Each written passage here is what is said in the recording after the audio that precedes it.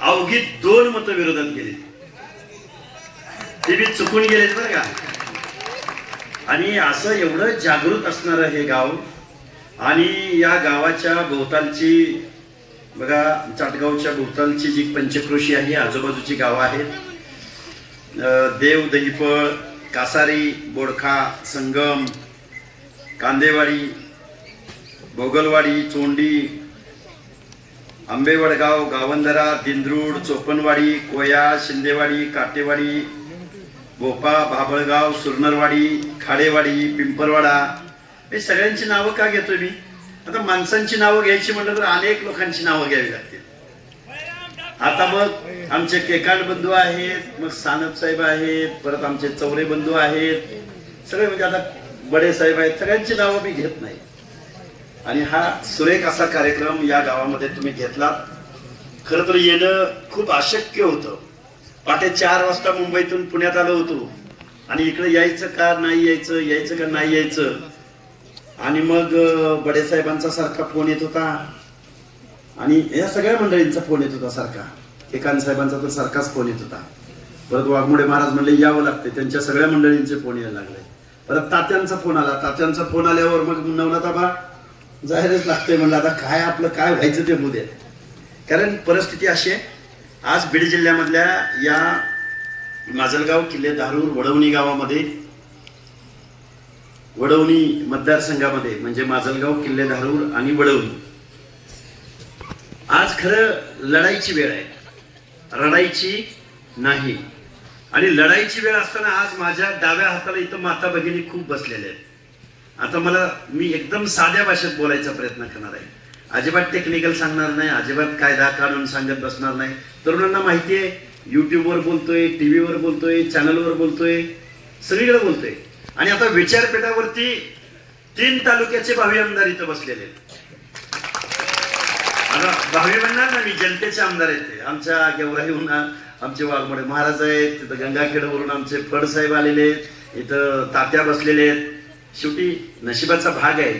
कारण तुम्ही आम्ही माणसं देवभोळी माणसं, पटकन विश्वास ठेवणारी माणसं, कुणाच्या आड न जाणं, कुणाच्या वळल्या पाचोळ्यावर पाय न देणारी तुम्ही आम्ही माणसं आहे. तात्या आश्चर्य वाटतं, काल परवा तुम्ही जो माणूस निवडून दिला या तुमच्या बीड लोकसभा मतदारसंघातला, भगवानगडाचं भाषण झालं. भगवानगडाचं भाषण झाल्यावर ताई बोलल्या होत्या की कोयते आता घासून ठेवा. तर हा म्हणतो किती दिवस कोयते घासायला लावताय, ऊस लावायला लावा. काय म्हणला? ऊस लावायला लावा. अरे ऊस लावण्यासारखी जर फर्टाईल लँड आमच्याकडे असती आणि तुम्ही जर आम्हाला कारखाने काढू दिले असते, तुम्ही जर आमची माणसं निवडून येऊ दिली असती, तर आम्ही ऊस तोडायला लावला असता. झालं आमच्या गावगाड्यातल्या 18 पगड जातींच्या मध्ये तुम्ही भांडणं लावली. गावगाड्यामधला माळी, साळी, कोळी, तेली, हटकर, धनगर, सनगर, वंजारी, लोणारी, परीट, गुरव, गडशी, नाभिक, सुतार, लोहार, कुंभार, बेरड, बेडर, रामोशी, गावगाड्यातल्या माझ्या मुस्लिम समाजातली माणसं, कासार, बागबान, गावगाड्यातली आमची तेली, तांबुळी, 18 पगड जातीची माणसं. या जातीच्या माणसाला एकच काम करायला लावलं. प्रत्येकाचं डिवायडेशन केलं. बलुतेदार एकीकडं, आलुतेदार एकीकडं, भटक्या विमुक्त जाती जमाती एकीकडं. ते जरांगे तर काल परवापर्यंत म्हणत होतं की आमचं आणि धनगरांचं भांडणच नाही. पडसाहेब, आम्ही काही त्यांचं मागतच नाही, आमचं पंजाऱ्याचं कुठं भांडण आहे म्हणतात. मग आता आपल्या ज्या मेजर जाती आहेत या गावगाड्यातल्या, ओबीसी मधल्या, वंजारी असेल, धनगर असेल, या सगळ्या विषयी एनटीमध्ये आहेत. म्हणजे हे बाजूला काढायचे आणि मग छोटे बलुतेदार, आलुतेदार, छोट्या जाती आहेत 19% 27% ते काही चळवळ करू शकत नाहीत, ते काही रस्त्यावर उतरू शकत नाहीत. आणि मग त्याच्यात घुसखोरी करायची आणि अख्खं आरक्षण संपवायचा घाट जरांगे नावाच्या माणसानं घातला. आणि दुर्दैव या महाराष्ट्राचं असं की त्या जरांगेला पाठिंबा देण्याचं सगळ्यात पहिल्यांदा काम जर कोणी केलं ते शरदचंद्रजी पवार नावाच्या माणसाने. काय आता एवढा मोठा माणूस आहे, आता विचारपीठावर बसलेली सगळी माणसं म्हणतील हाके सर तुम्ही लय मोठ्या माणसावर बोलताय. किती मोठा माणूस आहे राव. अजिबात द्यायचं कारण या महाराष्ट्रामध्ये फुले शाहू आंबेडकरांचं नाव कायम घेतलं यांनी। एका बाजूला म्हटले आम्ही जाणते राजे, एका बाजूला म्हणले आम्ही पुरोगामी नेते, पण गावगाड्यातल्या सगळ्या लोकांना ज्यावेळी काही संधी द्यायची वेळ आली त्यावेळी या माणसाने कारखाने आपल्या नातेवाईकांना दिले, आमदारच्या खासदारच्या तिकीट आपल्या नात्या गोत्यातल्या लोकांना दिली, आणि गावगाड्यामध्ये तुम्ही आम्ही सगळी माणसं। मगाचं उदाहरण मी तुम्हाला सांगत होतो की बजरंग सोनवणे काय म्हणाले की तुम्ही ऊस तोडायला किती दिवस लावताय? अरे बजरंग सोनवणे, या महाराष्ट्रामध्ये मराठ्यांना सोडून या महाराष्ट्रामध्ये पहिला कारखाना कोणी काढला तो स्वर्गीय लोकनेते गोपीनाथराव मुंडे यांनी काढला। पण पुढचा ऐका, माझा नेता संघर्ष करत होता या महाराष्ट्राच्या भूमीत, गावगाड्यातल्या महाराष्ट्रातला, मग पश्चिम महाराष्ट्र असो, विदर्भ असो, मराठवाडा असो, खानदेश असो की कोकण असो, प्रत्येक माणसाच्या मनामध्ये बारूद पेरण्याचं काम जर कोणी केलं असेल तर ते लोकनेते गोपीनाथराव मुंडे यांनी केलं। आता गावात आलोय म्हणून बोलत नाही, पहिला कारखाना, त्यांच्या कारखान्याला पहिली परवानगी कधी मिळाली? स्वर्गीय अटल बिहारी वाजपेयी नावाचा माणूस या देशाचा पंतप्रधान झाला आणि मग गोपीनाथराव मुंडे यांच्या कारखान्याला लेटर ऑफ इंटेंट मिळालं। म्हणजे गोपीनाथराव मुंडे नावाचा माणूस सत्तेत गेला, गावगाड्यातल्या सगळ्या माणसांना तो आपला वाटला। तात्या, मी पंढरपूरच्या पलीकडून इथं आलोय, सांगोला माझं गाव आहे। मी नेहमी माझ्या सभेत सांगत असतो की गोपीनाथराव मुंडे यांचं नाव टीव्हीला बघितलं, पेपरला आलं की आमची जुनी जाणती माणसं, आता पश्चिम महाराष्ट्रात धनगर समाज जास्त आहे, माळी समाज जास्त आहे, या दोन जाती जर एकत्र आल्या ना, मग गावातला गावगाडा जर एकत्र आला तर हे राजकारणात टिकूच शकत नाही। पण नुसतं धनगर आणि माळी जरी एकत्र यायचं ठरवलं तर पश्चिम महाराष्ट्रामधले यांचे आमदार हाताच्या बोटावर मोजण्या एवढेच निवडून येतील। पण मग आमच्या तिथल्या माणसांना काय वाटायचं, मुंडे साहेबांची एक जर बातमी आली तर आमची धनगर समाजाची माणसं, जुनी जाणती माणसं म्हणायची की आपल्या जातीचा माणूस एवढा मोठा झालाय, काय म्हणायची? आपल्या जातीचा माणूस म्हणायची मुंडे साहेबांना। का म्हणायची असं? कारण लोकनेते स्वर्गीय गोपीनाथराव मुंडे यांनी जातीपातीच्या पलीकडे जाऊन, धर्माच्या पलीकडे जाऊन, पक्षाच्या विचारधारेच्या पलीकडे जाऊन, जो भारतीय जनता पार्टी नावाचा पक्ष आहे हा पुण्यासारख्या शहरात, कोकणासारख्या काही भागात, मुंबईसारख्या शहरातला पक्ष या महाराष्ट्रातल्या वाड्या वस्त्यावरती नेण्याचं काम जर कोणी केलं असेल तर ते स्वर्गीय गोपीनाथराव मुंडे यांनी केलं। मला तुम्हाला हे का सांगायचंय, कशासाठी सांगायचंय? खऱ्या अर्थाने तुम्ही या गावातली माणसं शहाणी आहात, जाणती आहात, तुम्हाला राजनीती कळाली। पण माझ्या चाटगाव गावातल्या माणसांसारखं जर राजकारण माझ्या माजलगाव मतदारसंघामधल्या किल्ले धारूर, वडवणी या विधानसभा मतदारसंघातल्या गावातल्या लोकांनी जर एकी केली तर यांचं काय होईल याचा विचार इथल्या राजकर्त्यांनी केला पाहिजे। काय हो, तुम्ही आम्ही माणसं सगळी जण एकत्रित आलोय, इकडच्या बाजूला माझ्या माता भगिनी बसलेले आहेत। खरं तर आरक्षण आरक्षण आरक्षण कशासाठी आरक्षण, का दिलंय आरक्षण, कुणाला दिलं आरक्षण, केव्हा दिलं गेलं आरक्षण? आरक्षण वगैरे ह्या सगळ्या फालतू गोष्टी आहेत। या माणसांना गावगाड्यातलं सरपंच पदापासून ते जिल्हा परिषदेच्या अध्यक्ष पदापर्यंत आरक्षण यांना ताब्यात घ्यायचंय, एवढा एकच अजेंडा यांच्या डोळ्यासमोर आहे। आणि गावगाड्यातल्या ओबीसींना संपवण्याचं कारस्थान काय आहे? तुम्ही आम्ही माणसं, आज या चाकगाव गावामधली सगळी माणसं तुम्ही आहात। मला तुम्हाला जबाबदारीने सांगायचंय, मी महाराष्ट्रामध्ये फिरणारा माणूस आहे। मुंबईच्या मंत्रालयामध्ये गेलं, त्या मंत्रालयामध्ये गेलं, सुपर क्लास वन अधिकारी बघितले की वंजारी समाजाची पोरं तिथं अधिकार पदावर काम करताना दिसून येतात। महाराष्ट्रामध्ये एमबीबीएस डॉक्टर होणारी पोरं बघितली की तिथं धनगर समाजाची, बंजारा समाजाची, वंजारी समाजाची पोरं डॉक्टर होताना दिसून येतात। पण त्याच वेळी या महाराष्ट्रामध्ये कारखान्याचे धुराडे तिकडे पेटले की त्या एलिगेटेड भागामध्ये घुसखोरी मजुराचं काम करणारी माणसं सुद्धा तुमची आमचीच असतात. एका बाजूला ब्रिलियंट म्हणून तुमच्याकडे बघितलं जातं आणि दुसऱ्या बाजूला गावगाड्यातलं शारीरिक श्रमाचं अंग मेहनतीचं काम करणारी माणसं म्हणून सुद्धा तुमच्याकडेच बघितलं जातं. हे का सांगायला लागलो मी तुमच्या समोर? गावगाड्यामध्ये बाबांनो, हे ओबीसीचं आरक्षण असं तसं नाही. हे आरक्षण मिळत असताना डॉक्टर बाबासाहेब आंबेडकरांना विरोध झाला. डॉक्टर बाबासाहेब आंबेडकरांना विचारलं, पंडित जवाहरलाल नेहरू, सरदार वल्लभभाई पटेल सगळ्या मंडळींनी विचारलं, बाबासाहेब, गावगाड्यातल्या दलितांना तुम्ही आरक्षण दिलं, आदिवासींना आरक्षण दिलं, आम्ही समजू शकतो. ज्यांच्या बाबतीमध्ये छूत अछूतपणा पाळला गेला, स्पृश्यता पाळली गेली, गावच्या गाभाऱ्यात ज्यांना प्रवेश दिला नाही त्यांना तुम्ही आरक्षण दिलं, आम्ही समजू शकतो. पण गावगाड्यातल्या माळ्याला, तेल्याला, कोळ्याला, धनगराला, वंजाऱ्याला, बंजाऱ्याला या लोकांना तुम्ही आरक्षण का देताय? या लोकांच्या बाबतीमध्ये कधी स्पृश्यता पाळली गेली?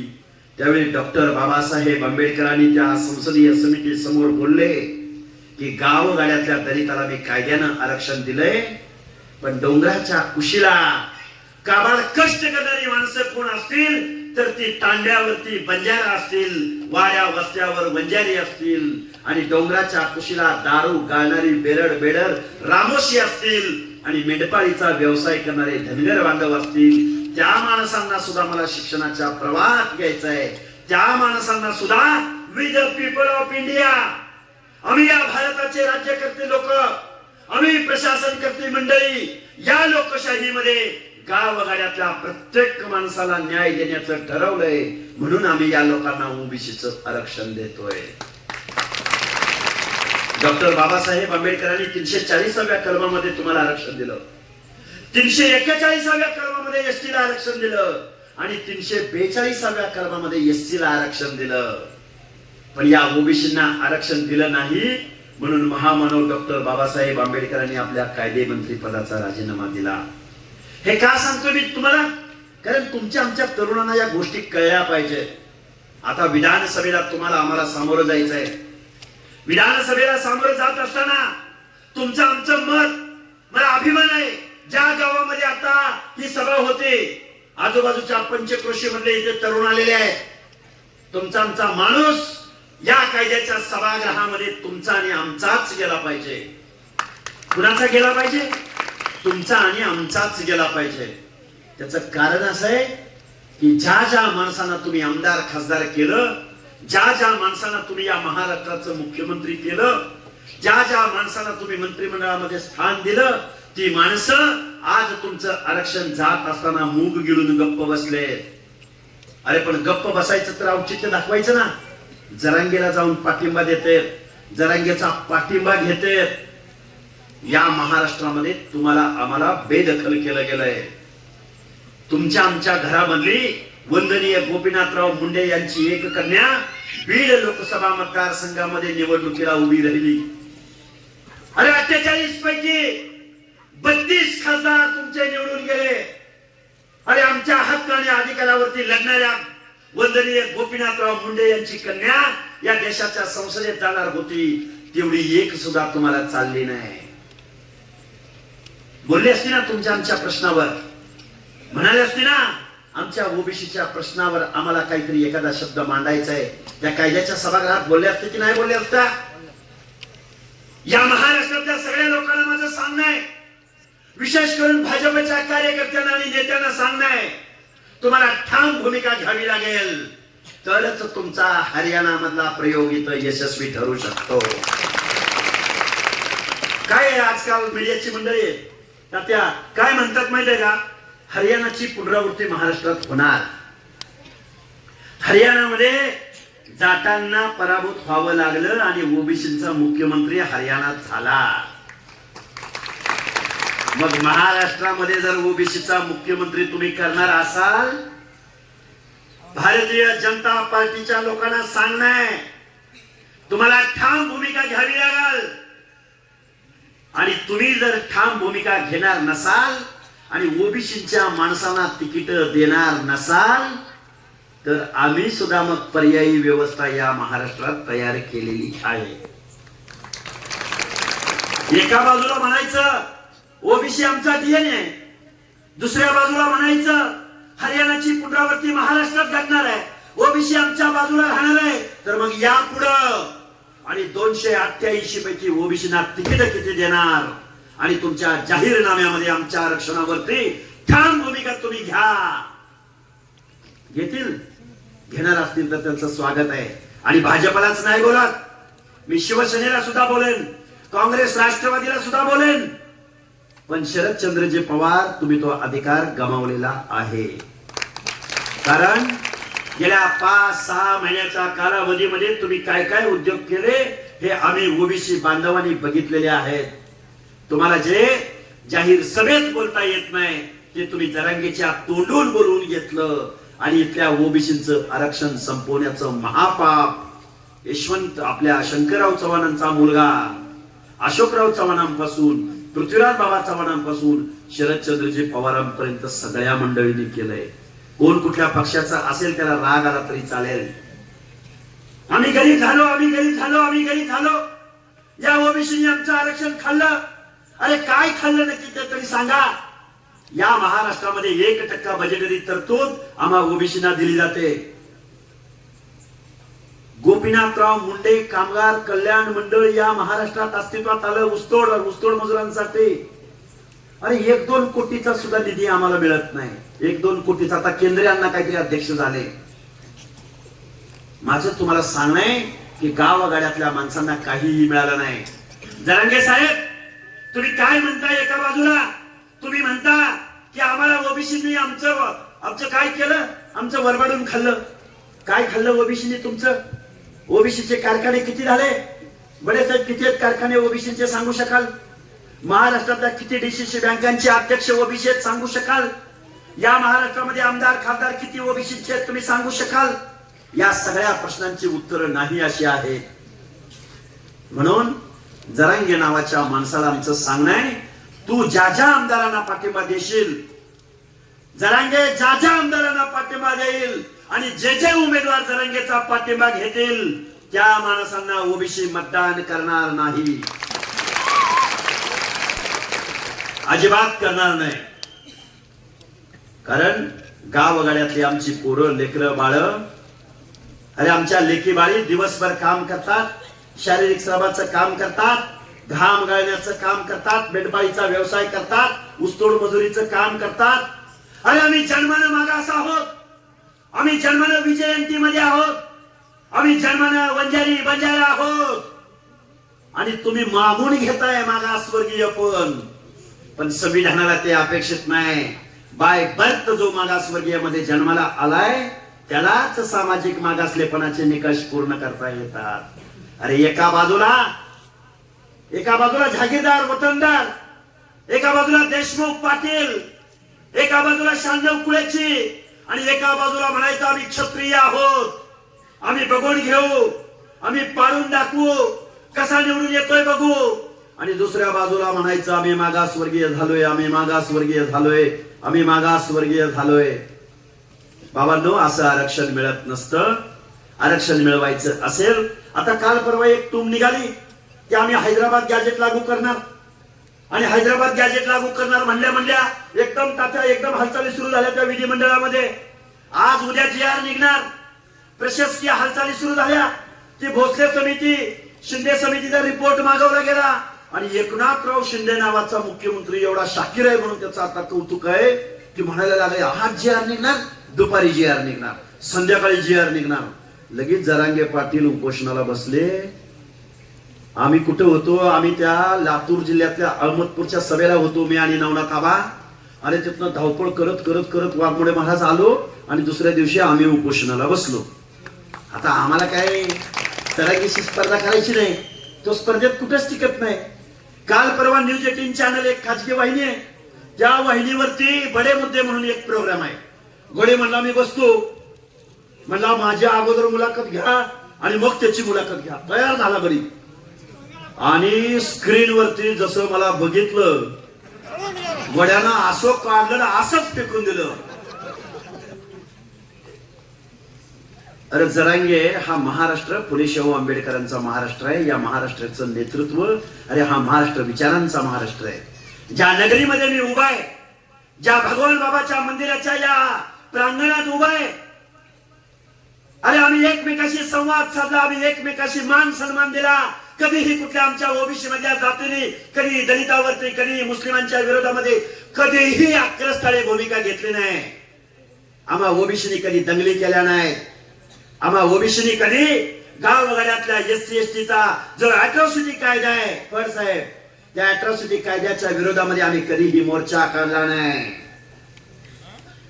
जो जरांगे म्हणतो की दलित आमच्या बाजूला आहे, मुसलमान आमच्या बाजूला आहे, काय DMM, दलित मुसलमान मराठा.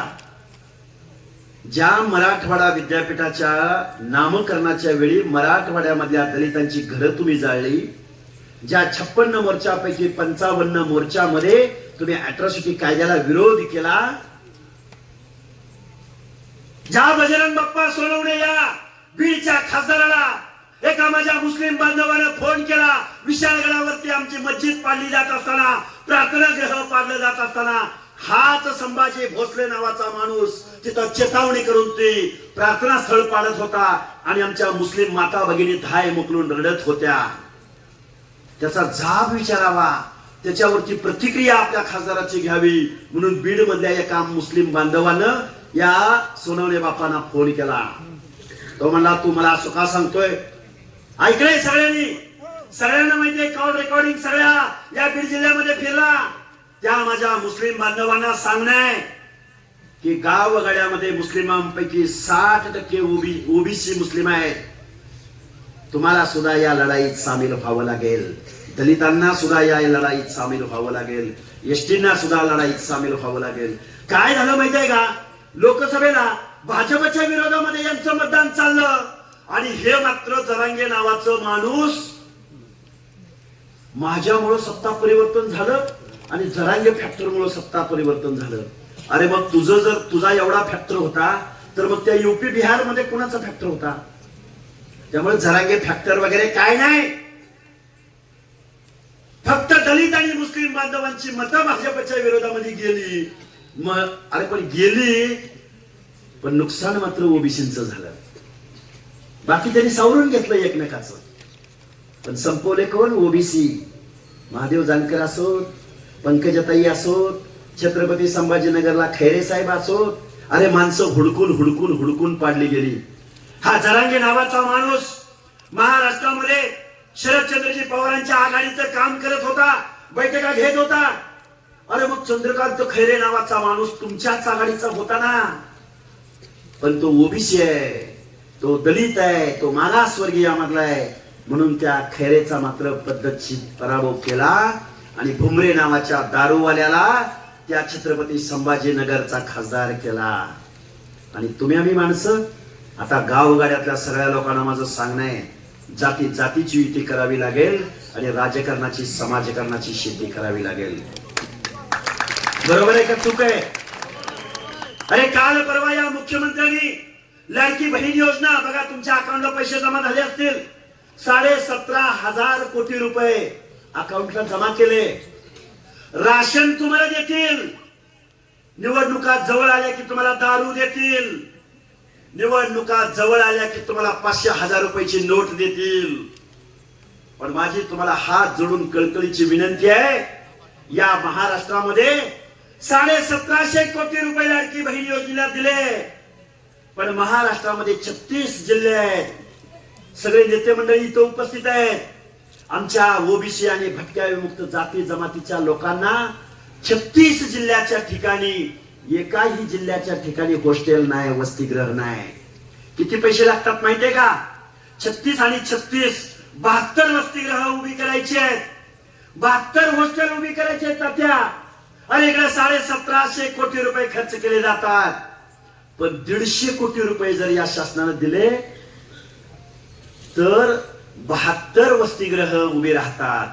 पण वसतिगृह उभी राहिल्यावर तुमची पोरं शिकतील, वसतिगृह उभी राहिल्यावर तुमच्या पोरी जिल्ह्याच्या ठिकाणी जाऊन शिकतील, आणि शिकल्यानंतर बाबासाहेब म्हणायचे वाघिणीचं दूध प्यालं की ती तो मग गुरगुरल्याशिवाय राहत नाही. अरे तुम्ही शिकून कसं चालल? तुम्ही ऊस तोडला पाहिजे आणि तुम्ही ऊस नाही तोडला तर आम्हाला हार्वेस्टर परवडणार आहे का? म्हणजे इथली व्यवस्था तुमच्या हातामध्ये कोयता देते आणि यांच्या हातामध्ये आमदार खासदारकी येते. म्हणून तुम्हाला आम्हाला जागं व्हावं लागल, शिकावं लागल. शिकलेल्या माणसाने मागं फिरून बघावं लागल. काय आहे आरक्षण म्हणजे? आरक्षण म्हणजे रिप्रेझेंटेशन आहे. आरक्षण म्हणजे प्रतिनिधित्वाचा कायदा आहे. आरक्षण म्हणजे ज्या ज्या समूहाला निर्णय प्रक्रियेत येता आलं नाही. आरक्षण म्हणजे ज्या ज्या भटक्यांना निर्णय प्रक्रियेत येता आलं नाही त्या माणसांचं प्रतिनिधित्व म्हणजे आरक्षण. जरांगे म्हणतो तुमच्या आमच्या लेकरा बाळाचं भवितव्य जर टिकवून ठेवायचं असेल तर तुम्ही बाहेर पडा. तुमच्या आमच्या लेकरा बाळांना नोकऱ्या लागायच्या असेल तर बाहेर पडा. अरे जरांगे, आरक्षण म्हणजे प्रत्येकाच्या घरामधला पोरगा आमदार खासदार होणार नाही. आरक्षण म्हणजे प्रत्येकाच्या घरातलं पोरग कलेक्टर होणार नाही. आरक्षण म्हणजे प्रत्येकाच्या घरातल्या पोराला नोकरी लागणार नाही. आरक्षण म्हणजे प्रतिनिधित्व आहे. आरक्षण म्हणजे आमच्या जातीमधला एखादा दुसराच कलेक्टर युपीएससीच्या लिस्टमध्ये येऊ शकतो. आरक्षण म्हणजे 100-200 कलेक्टर नाही होऊ शकत. प्रतिनिधित्व, रिप्रेझेंटेशन. पण या आरक्षणाचा अर्थ जरांगे नावाच्या माणसानं काय घेतला तर आरक्षण म्हणजे लाभाची योजना आहे, आरक्षण म्हणजे राशनचं दुकान आहे. हे चुकीचं आहे. हे चुकीचं आहे म्हणून सांगायला ज्या शरद पवारांनी पुढे यायला पाहिजे होतं, ज्या एकनाथराव शिंदेनी पुढे यायला पाहिजे होतं, भाजपच्या नेत्यांनी पुढे यायला पाहिजे होतं. अरे हे मागासवर्गीयांचं आरक्षण आहे. अरे हे भटक्या विमुक्त जाती जमातींचं आरक्षण आहे. आणि तुम्हाला जर आरक्षण पाहिजे असेल तर तुम्हाला त्या जातीमध्ये जन्म घ्यावा लागेल. आता जरांगे म्हणतो आमचं हैदराबाद गॅजेट, आमचं हैदराबाद गॅजेट. कशाला गेला होता निजामाकडे? निजामाकडे तुम्ही कशाला गेला होता? निजामाकडे तुम्ही मेंढरे राखायला गेला होता निजामाची? निजामाकडे तुम्ही धोबी म्हणून कपडे धुवायला गेला होता? निजामाकडे तुम्ही शिंपी म्हणून गेला होता त्यांची कपडे शिवायला? तुम्ही निजामाकडे आमचा नाभिक बांधव जे काम करतो ते काम करायला तुम्ही गेला होता का? निजामाकडे तुम्ही गेला होता सरदार, वतनदार, जहागीरदार म्हणून गेला होता. तुमच्या 7 वाल्यावरती आम्ही कुणब्याची नोंद सापडली, आमची कुणब्याची नोंद सापडली. अरे पण त्या 7 वाल्यावरती जमीन किती आहे? 5 गावं, 10 गावं, 1000 एकर, 2000 एकर? हे तुम्ही कधी सांगितलं नाही. तुम्ही एका बाजूला आरक्षण मागता, आमदार किती तुमचे ते सांगितलं नाही तुम्ही, खासदार किती तुमचे ते सांगितलं नाही तुम्ही. पण गावगाड्यामधला ओबीसी कुठेतरी पुढे येतोय, गावगाड्यातली माणसं नेतृत्व कुठेतरी पुढे येत आहेत. त्या माणसांचं आरक्षण संपवायचं आणि महाराष्ट्र आमच्या बापाची जहागीर आहे, महाराष्ट्र आमच्या बापाची वतनदारी आहे, महाराष्ट्र म्हणजे आम्ही आहोत. जरांगे काल परवा म्हणला आता काय जरांगे जरांगे सारखंच घ्यायला लागलंय. पण लोकांना कळत नाही तर सांगावं लागतं. म्हणला 60% मराठा बांधव म्हणला या महाराष्ट्रात आहेत. किती? 60%. आता आपण कुठे आहे बघा बाबा, का आपल्या सहित म्हणतोय काय नाही. बाबांनो, इथं माझ्या माता भगिनी बसलेले आहेत. मी त्यांना एकच प्रश्न सांगेन, साध्या सोप्या भाषेत सांगेन. 1000 कोटीची उड्डाणं या महाराष्ट्रात होतात. पहिलीला 50 मुलींनी एखाद्या गावामध्ये जर प्रवेश घेतला तर त्या 5वीला येईपर्यंत, 10वीला येईपर्यंत त्या 50 मधल्या अगदी 10 ते 12 उरतात. त्या 11वीला 12वीला येईपर्यंत त्यातल्या 5-7 उरतात. आणि त्या हायर एज्युकेशन म्हणजे ग्रॅज्युएशनला जाईपर्यंत त्यातल्या 3 ते 4च उरतात. महाराष्ट्राची आकडेवारी बरं का, पदरचं काही सांगत नाही. मग राज्य मागासवर्ग आयोगाचा कायदा सांगतो की ज्या समाजामधल्या मुली त्यांचं गळतीचं प्रमाण मोठं आहे, ज्यांचं घर वाड्या वस्तीला आहे. डॉक्टर बाबासाहेब आंबेडकर सांगायचे ज्या घरामधली माता भगिनी चाऱ्याच्या आणि सरपणाच्या शोधार्थ घर सोडून डोंगराच्या कुशीला जाते तेच घर मागासलेलं. मग तो मेंढपाळ असेल किंवा ऊसतोड मजूर असेल किंवा रानामळ्यात जाऊन काबाड कष्ट करणाऱ्या माझ्या माता भगिनी असतील. आम्ही कुणब्याची नोंद सापडली, आमची कुणब्याची नोंद सापडली. अरे कोकणामधला खरा कुणबी त्या कुणब्याला एखाद्या जमीनदाराच्या शेतावरती जावावं आणि कुळ म्हणून काम करावं लागावं. आजपर्यंत त्यांच्या नावावर जमिनी नाहीत. आजही ते नाड घालूनच शेती करतात. आजही त्यांच्या माता भगिनींना घोळदार साडी नेसायची परवानगी नाही. पण जरांगे म्हणतो आम्ही कुणबी आहे, आम्ही कुणबी आहे. अरे जरांगे, मी एक कुटुंब आहे. माझ्या 20 एकर जमिनीमध्ये मी, माझी मुलं, माझ्या कुटुंबानं राबणं म्हणजे सोशल डिस्क्रिमिनेशन नाही फड साहेब. माझ्या जमिनीमध्ये मी काम करणं म्हणजे त्यात काय मागासले पण आहे. पण माझ्या कुटुंबानं चाकरीला जाऊन दुसऱ्याच्या कुटुंबामध्ये, दुसऱ्याच्या शेतावरती, दुसऱ्याच्या घरामध्ये चाकरीला राहणं, कुळ म्हणून राहणं, कुणबावा करण्यासाठी राहणं म्हणजे तो कुणबी.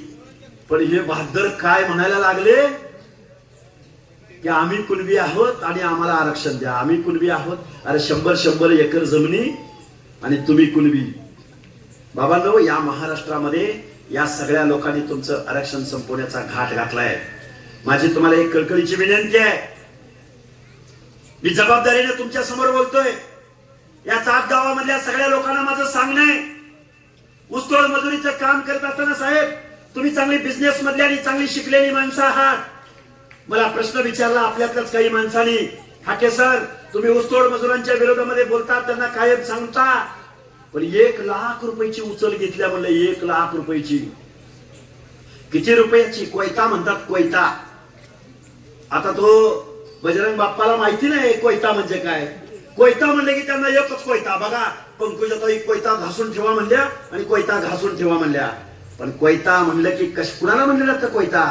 नवरा बायकोला कोयता म्हणलं जातं. बरोबर आहे का? चूक आहे? नवरा बायकाच्या जोडप्याला एक कोयता म्हणलं जातं. अरे कोयता म्हणजे काय? कोयता म्हणजे आमच्या गुलामीचं प्रतीक. कोयता म्हणजे काय? अरे आम्ही कोयत्याची उचल घेतली की 1 लाख रुपयाच्या मोबदल्यामध्ये आमची लेकरं बाळ आम्हाला घरात सोडावी लागतात. आम्ही एखाद्या कारखान्याची उचल घेतली की आमच्या लेकरा बाळासहित तरण्या तात्या एखाद्या पोरीला 7वी 8वी 9वी 10वी मधल्या पोरीला आम्हाला लग्न करावं लागतं. 1 लाख रुपयाच्या मोबदल्यामध्ये अरे नुकतंच लग्न झालेल्या माझ्या एखाद्या मुलाला आणि मुलीला नवरा बायकोला हळद निघायच्या अगोदर दिवाळी दसऱ्याचा सण जाग्यावर सोडावा लागतो आणि कोयतं घेऊन त्या कारखान्याच्या परिक्षेत्रामध्ये जावं लागतं.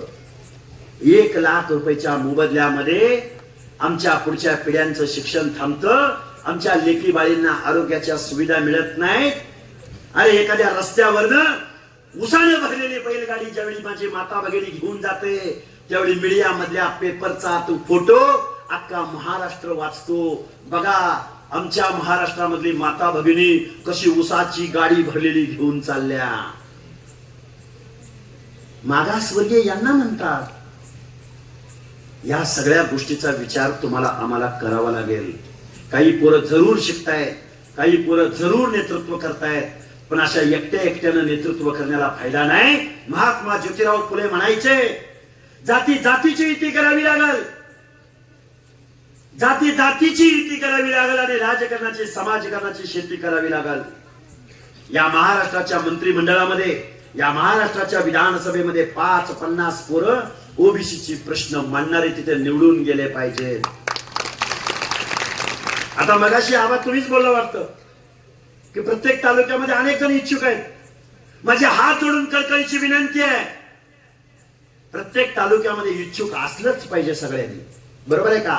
जेवढी जास्त स्पर्धा तेवढा चांगल्या पद्धतीचा माणूस आपल्याला तिथं मिळू शकतो. पण 2 पावलं मागं आलं पाहिजे, 2 पावलं पुढे पण जाता आलं पाहिजे. कारण काय तुम्हाला सांगतो, आपल्या भांडणाचा गैरफायदा आजपर्यंत या महाराष्ट्रातल्या पुढाऱ्यांनी घेतलाय. आपल्याला तालुक्यात एकी होता येत नसेल, एकी करता येत नसेल, जिल्ह्यातल्या तुमच्या जातीची युती करता आली पाहिजे. एक जण परळीला असेल, एक जण माजलगावला असेल, एक जण गेवराईला असेल, एक जण परतूर मंठ्याला असेल तिकडच्या भागात, एक जण आष्टीला असेल, एक जण केजला असेल. अरे तुम्ही जर गावगाड्यातली सगळी मंडळी एकत्र आला ना, डिपॉझिट जप्त होतील. डिपॉझिट जबाबदारीने बोलतोय. तुमच्या मनामध्ये एक विश्वास निर्माण झाला पाहिजे. प्रत्येक जण म्हणतो अरे ते हाकेश्वर आलं होतं तिकडे कुठनं आणि लय मोठे मोठे बोलत होतं. डायरेक्ट आमदार खासदारकीच्याच गप्पा मारत होता. होय मारतोय. राजसत्ता अंतिम आहे. कारण ज्यांच्या हातामध्ये तिजोरीच्या चाव्या दिल्या त्या माणसाने तुम्हाला तुमच्या आमच्यावरती ही वेळ आणलेली आहे. तुम्हाला आम्हाला एक व्हावं लागेल. लय मोठं मोठं बोललो म्हणजे आपल्यातला एखादा माणूस प्रयत्न करायला लागला, अरे त्याचं सुळेल गाव ते होईल गाव आमदार. काय बी करतो राव, एवढी मोठी माणसं पडली तिकडं.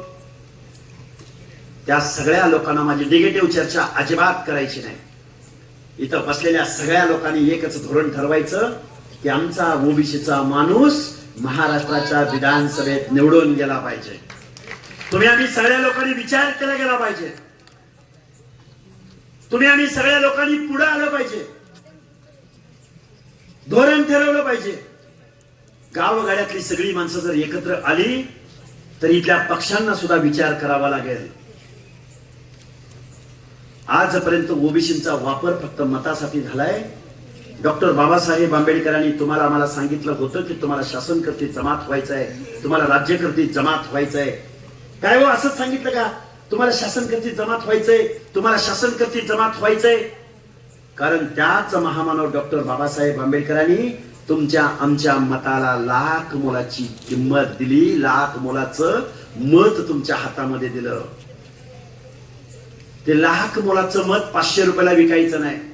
ते लाख मोलाचं मत दुसऱ्याच्या नरड्यात टाकायचं नाही. प्रसंगी आपल्या परड्यात टाकायचं. कधीतरी ते उगवून येईल, कधीतरी म्हणाल अरे आमची माणसं आहेत. एक उदाहरण सांगतो तुम्हाला.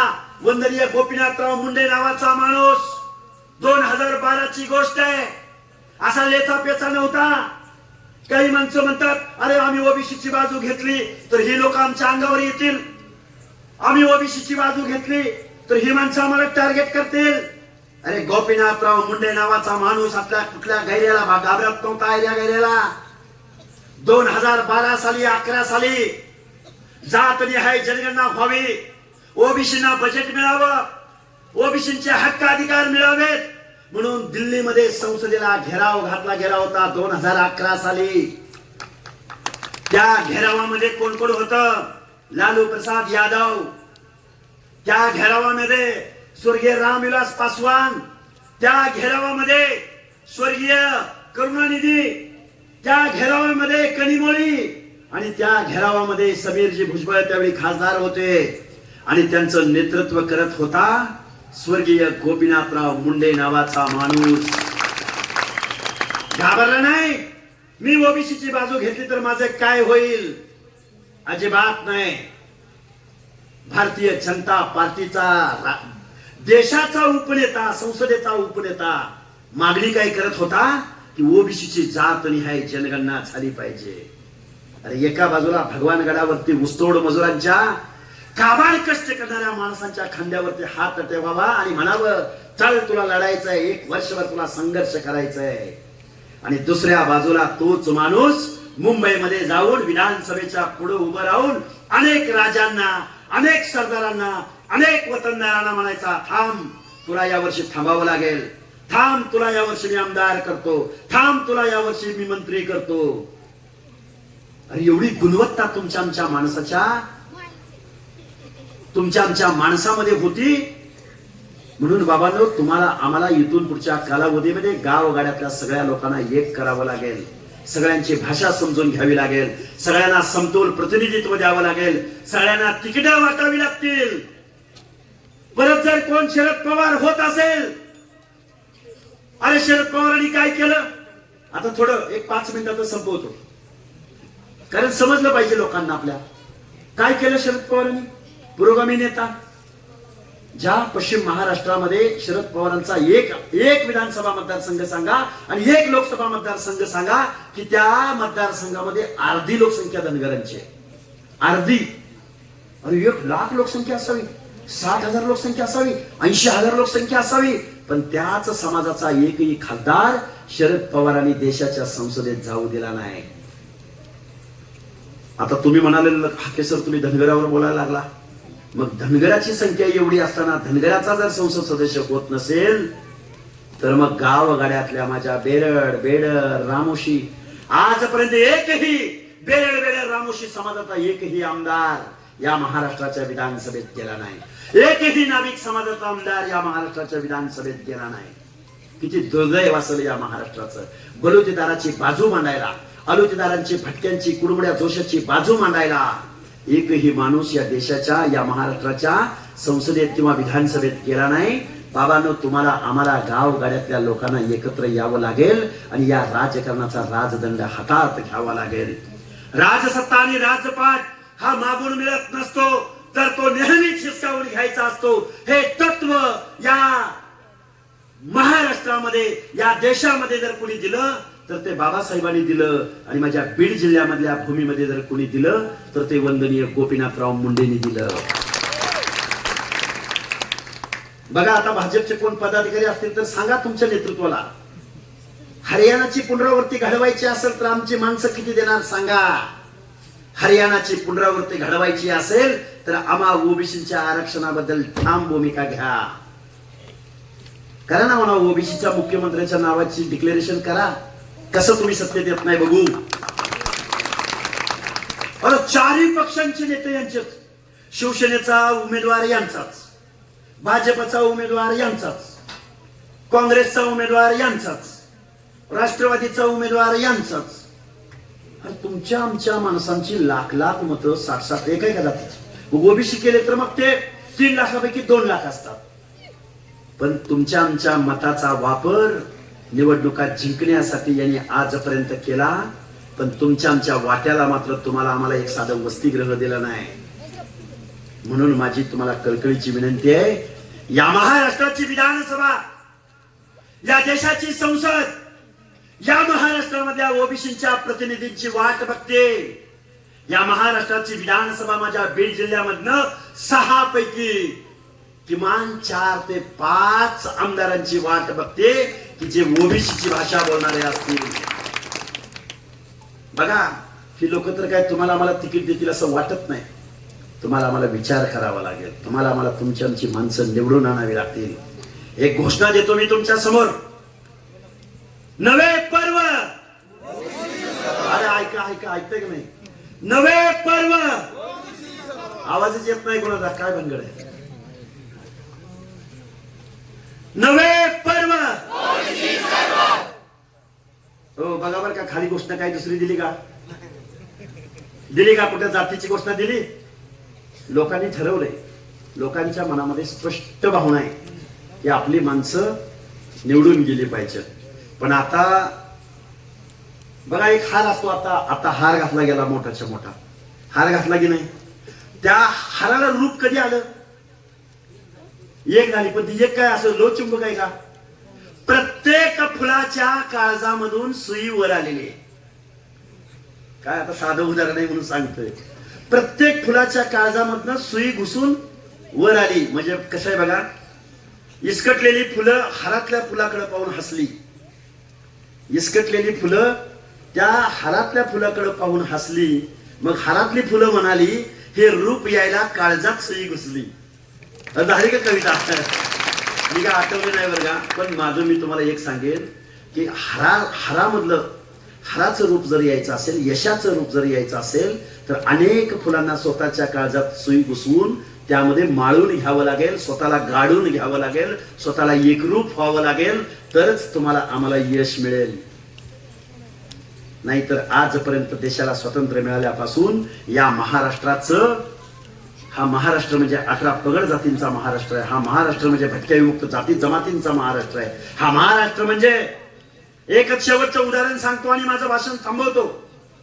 माझ्या विजयंती ब प्रवर्गातले माणसं, अ प्रवर्गात कोण आहे मी सांगू शकतो, ब प्रवर्गात आहे कोण सांगू शकतो, 450 जाती मी कंटिन्यू तुम्हाला सांगू शकतो. माझ्या मुस्लिम बांधवांना माझी कळकळीची विनंती आहे, माझ्या ओबीसी बांधवांना माझी कळकळीची विनंती आहे. आपल्या गावामध्ये बांगड्या भरण्याचं काम कोण करतं? माता भगिनी कोण काम करतं? आपल्या हातामध्ये, माता भगिनीच्या हातामध्ये बांगड्या भरण्याचं काम कोण करतं? कासार करतो. कासार कोण असतो? मुस्लिम समाजातला असतो. तुमच्या आमच्या माता भगिनी ज्यावेळी त्या कासाराकडून बांगड्या भरून घेतात, आपला हात त्याच्या हातामध्ये देतात, पण त्या कासारानं कधी तुमच्या माता भगिनीवर अतिप्रसंग केल्याचं तुम्हाला माहिती आहे का? एखादं उदाहरण आहे का? आहे का? त्यांच्या विरोधात तुम्ही आम्ही दंगली करायच्या?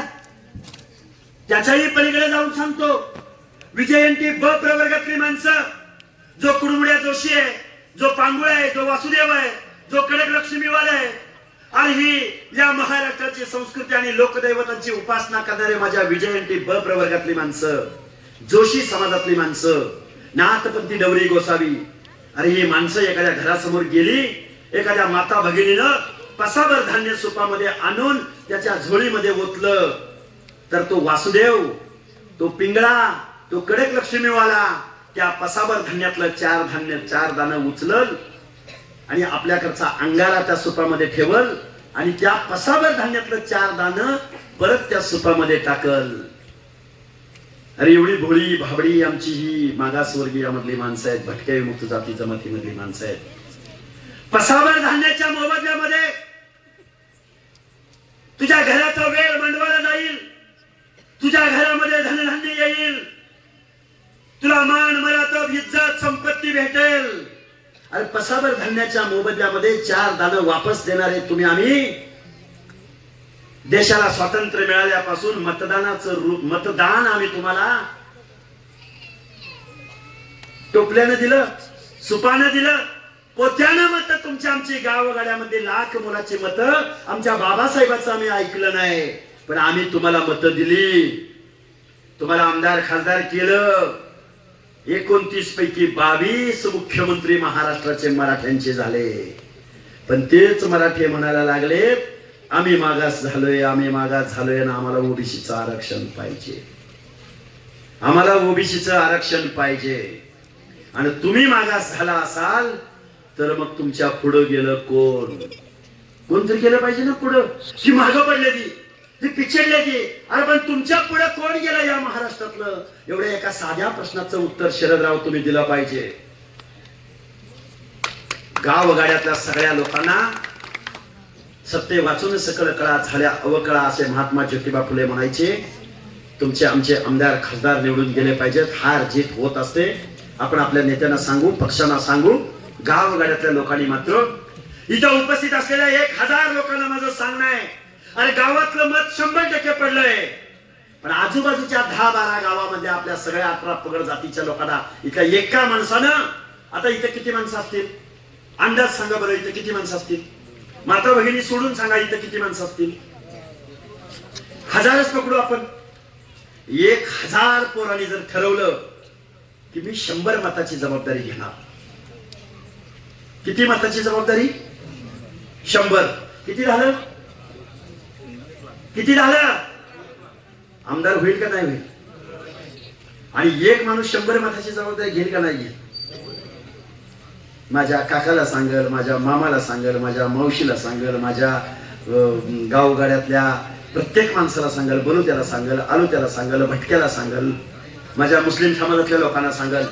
1000 माणसांनी जर मनावर घेतलं तर तुमच्या या माजलगाव, किल्ले धारूर, वडवणी मतदारसंघामधला माणूस, तुमचा माणूस या महाराष्ट्राच्या विधानसभेमध्ये हलगी लावून काढ हलगी लावून तिथं आमदार म्हणून गेलेला असेल. आणि शपथ घेताना काय म्हणेल? शपथ घेताना काय म्हणेल? मातोश्री अहिल्यादेवी होळकरांची शपथ घेतो की, वंदनीय गोपीनाथराव मुंडे यांच्या स्मृतीची शपथ घेतो की, फुले शाहू आंबेडकरांच्या समतेच्या विचाराची शपथ घेतो की, मी ज्या भागातनं निवडून आलो त्या माणसांच्या हितासाठी अहोरात्र काम करेल. हे स्वप्न तुम्ही आम्ही बघितलं पाहिजे. घरामध्ये उठल्या घरामध्ये भिंतीवर एक वाक्य लिहून ठेवायचं, येऊ घातलेल्या 1 महिन्याच्या कालावधीमध्ये माझं घरचं काम बाजूला ठेवेन, पण माझ्या माणसासाठी, माझ्या ओबीसीच्या प्रतिनिधित्वासाठी मी 1 महिनाभर घरी जाणार नाही. घरी जाईल पण माझ्या माणसासाठी मी अहोरात्र काम करेन. 1000 माणसांनी जर मनावर घेतलं तर तुमच्या आमदाराला कोणीही रोखू शकत नाही. एवढा आशावाद मी तुमच्या समोर व्यक्त करतो. खरं तर खूप काही बोलायचं होतं, खूप काही बोलता आलं असतं. तब्येत पण बरोबर नाही, गोळ्या खाऊन आलो मी, दिवसभर कुणाचे फोन उचलले नाहीत. इथल्या पण माणसांचे खूप जणांचे तात्या फोन येत होते. मी काय फोन मुद्दा म्हणून काय केकांचं आहे, कारण येत असताना आलो. माझं तुम्हाला एवढंच सांगणं आहे, किती ठिकाणी सभा होतील, किती ठिकाणी उमेदवार मिळतील, कोण देणार आहे आपला उमेदवार, परत अनेक प्रश्न तुमच्या समोर असतील. हे प्रश्न बाजूला सारायचे आणि आपलं मत ओबीसीला, आपलं मत SC ST ला, आपलं मत अल्पसंख्याकाला, आपलं बहुमूल्य मत साध्या ओबीसीला एवढं डोळ्यासमोर ठेवायचं आणि आपल्या हक्क अधिकाराची लढाई मजबूत करावी. एवढा मी आशावाद तुमच्या समोर व्यक्त करतो आणि माझं लांबलेलं मनोगत थांबवतो. धन्यवाद.